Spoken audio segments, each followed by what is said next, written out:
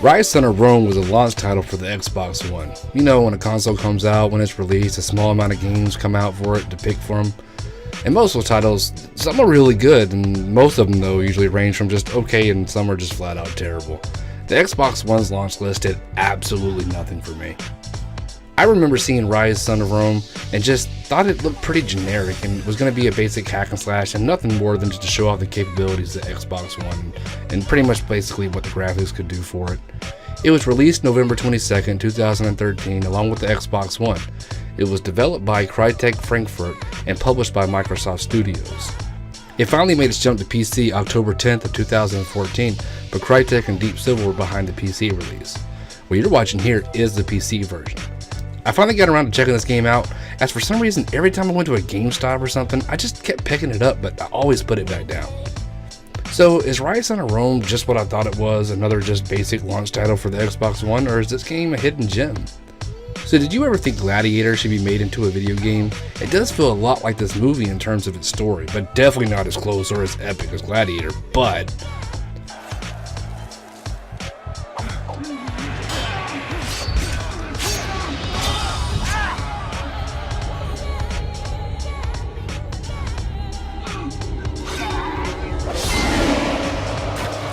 the game opens up with an epic battle in which you take the role of Marius. Along with your army, you are holding off hordes of barbarians. You take refuge along with the Emperor Nero in a panic room of sorts. Nero asks who you are, and instead of you telling him your name, you tell him your backstory, and which has led you to this point. So basically everything you play out from this point is all flashbacks of Marius' tale. Marius starts his story with him becoming a soldier and wanting to fight for Rome just as his father did. Reunited his family after joining the army, his father tells him the story of Damocles. A tale of a soldier named Damocles betrayed by his generals and government, in which they were cowards and fled a battle and left him to die. Resurrected by the god of vengeance, Damocles came back to life and took just that, vengeance on the generals that betrayed him. Honestly, I mean, this completely sets up the whole story. Hope I didn't spoil it for you, but I mean, come on, it's pretty obvious. Anyway, suddenly barbarians attack and you and your father take to defend your home and town, and all of it, your mother, your sister, and ultimately your father are killed. From this point you play out battles in which you see how Marius becomes a general, from not only being able to chop down 15 to 20 guys single-handedly, but also his ability to lead his men to victory with strategy over and over. There is also great mythology here as well, with Marius being guided by a mysterious woman in yellow to help point him in the right path from time to time.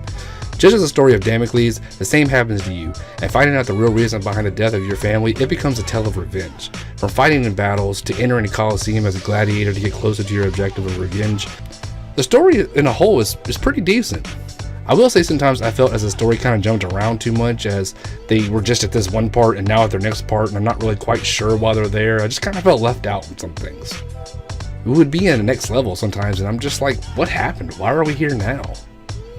It definitely had its moments where it shined, but at the same time, it literally just felt like, well, another ancient Rome soldier revenge story, and I feel this isn't original by any means, and it doesn't have to be good, but it's just that. It's good, it's okay. Not great, not terrible. It has a satisfying opening, middle, and conclusion, and it really doesn't break the mold, but it holds its own. I want to start off with the voice work here is grade A material. I mean, the voice actors really bring these characters to life, and give you a sense of that ancient Rome. Marius really gives you a feel of leadership, compassion, rage, and any other emotion he's trying to convey. It really works.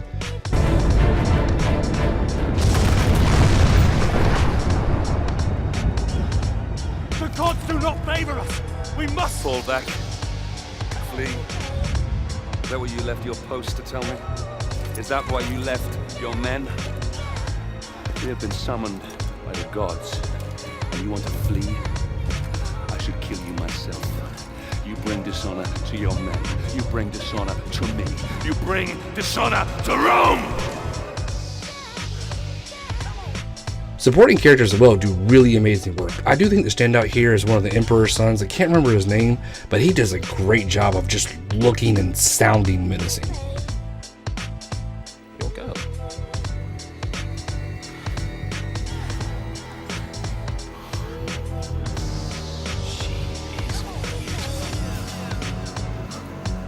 flog her until he talks, or she dies. Japanese first. No! Hold your How dare you!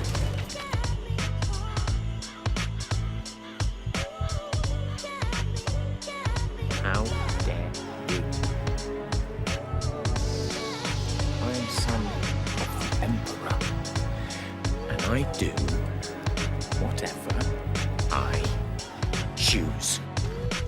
Along with a soundtrack that really gets you hyped for battle and makes you feel the emotion along with it. You know that feeling of being overwhelmed, and as well as when victory takes place. Marius and everyone he comes across really looks great. Very detailed, very realistic facial expressions which match what they're saying. However, your enemies, the barbarians, you will see the same soldiers over and over again. They all look alike, and I mean they really look alike. There's a few variations, but I think they could have found some kind of helmet or something to cover their faces, so wouldn't you feel like you're fighting the same guy over and over? It kind of breaks the immersion to see the three of the exact same barbarian fighting at the exact same time. So I cannot speak for the Xbox One version, but the PC version is in need of some fine tuning. When you start up the game, everything is jerky and you can tell something just isn't right. I had to go in my settings and play around for a while to get it just right, and even after 1 hour of recording, the playback still reflected it looking jerky even though what I was playing didn't show that. I had a real hassle getting footage for this game, and I don't think it had anything to do with my computer, as I have no problem recording any other game, just this one, just FYI if you're interested in recording gameplay for it. But when I finally got it to all work out, it's still a little jerky at times. I just had to deal with it. But when it wasn't acting all crazy, it's really a beautiful game. Weather effects, your soldiers, backgrounds, forests, castles, all really brings this world to life, and it really looks great. Ryse on our own at heart is a hack and slash, and it plays very closely to the Batman Arkham games, which is in no way a bad thing. It does take that formula and add some really cool, interesting ideas to it. So here you have your attack, block, dodge, and parry, and you will have to use all of these in your fights depending on your attackers, from easy targets that just need a few hits on them, armored bigger barbarians, and wild attackers who just need to be parried to open them up for an attack. You can be facing up to 10, 12, even 15, 20 attackers at one given time. So just like the Arkham games, enemies light up when they're about to attack, and you can stop it and knock them away, and continue on what you were trying to hit or go with them. What's really different here is the finishing moves. So you can kill off enemies hitting them enough, but when the enemies opens itself up for certain situations or by taking enough damage, you can do some epic kill animations. What happens is all goes slow-mo, and basically it becomes a game of Simon Says. You press the correct color of the buttons on the controller for the attack. However, even if you don't press the right color, it still goes through with it. There are a good amount of these. They are gory and awesome, but an hour or two in, you have pretty much seen all of them. As awesome as they are, they do start to get pretty repetitive. Along with the kill sequences, in the middle of it, you can press on the D-pad in one of 4 ways, and what it's mapped to can in turn bring you more health, add to your rage meter, give you more attack damage, or more XP. Speaking of XP, there are some light leveling up here which give you more health, rage meter, attacks, etc, etc. They also give you an option to buy with real money, when it's pretty simple to buy all of these with what you earn in-game. I'm not really quite sure who would actually pay for these, but you know, to each their own. The first 2-3 hours of Ryse was really fun, blocking attacks, parrying, doing the kill animations, doing some really cool shielding blocking with your soldiers, but after that it got really repetitive and the enemies do switch up twice through the game, but it's still more of the same. Unlike the Arkham games, how there's tons of different ways to do your combos, you're stuck with the same ways to perform yours, your attacks and combos, and yeah, it's pretty fun, don't get me wrong, but it is repetitive. There are also some boss fights which really pulled me out of the game. It's like it turned into, well,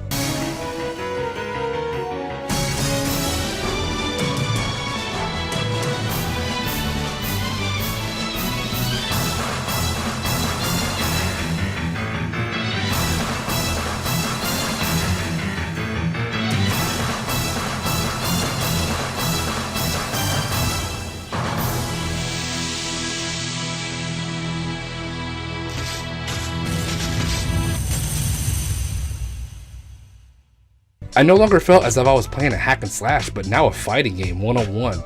They're all pretty easy as soon as you find out their pattern, and the last boss is just a redo of a boss fight you had earlier in the game, which is real disappointing. I mean, it did go along with the story arc, but I mean, to end it off with that, I really enjoyed the combat here. It was enough to keep you playing, even if it does get repetitive, it's still pretty good. Ryse on our own is a hack and slash that's fun, but gets repetitive very quickly. Cool animations, but also get repetitive very quickly. Decent boss battles, some are pretty poor, but it has a pretty great story that ties it all together, even if it's another soldier revenge story. In my opinion, I'm glad I played it. It was a game that had my interest for a while, and I'm glad I finally got around to playing it. And for the price I paid for it, $7 on Steam, I don't really have too much to complain about. Gameplay time, you're looking about 7 to 9 hours, and most of it's enjoyable. I think the price is the same on the Xbox One, but if you have the PC and Xbox One, I would definitely go for this on the Xbox One, as the PC version has some issues. There's also a multiplayer mode, but when I tried to boot it up, man, nobody was on it. I had nobody to play with, so I couldn't get it to work. So really, I have nothing to say about it. Ryse was intended to help sell Xbox Ones, and it didn't do that. But it did turn into a decent hack and slash with some really cool ideas that I think is worth checking out if you like what you see here. At the same token, if you pass on this game, you're not really missing out. You can live without this one. But if you're on the market for a hack and slash, Ryse can scratch that itch. So this is Kamikaze Soundwaves. I hope you guys enjoyed the review. Thanks for watching, and we'll see you next time. Later. Entertained? Are you not entertained? Is this not why you are here?